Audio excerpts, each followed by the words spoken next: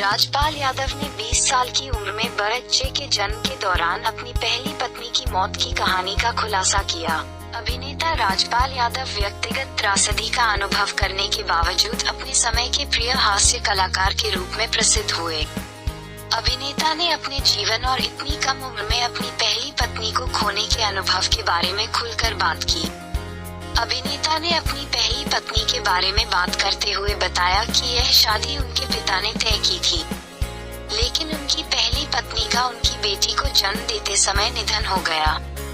राजपाल की पहली पत्नी करुणा का 1991 में निधन हो गया।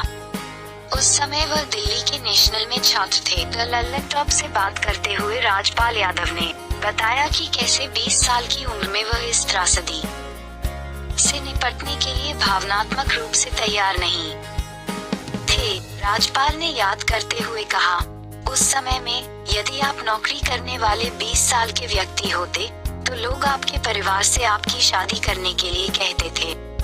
तो मेरे पिता ने मेरी शादी कर दी।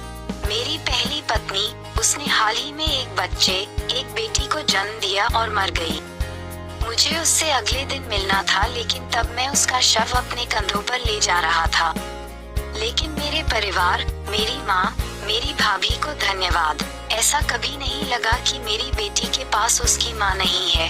वह बहुत प्यार से बड़ी हुई। उसी इंटरव्यू में अभिनेता ने अपनी दूसरी पत्नी राधा यादव से शादी के बारे में भी चर्चा की।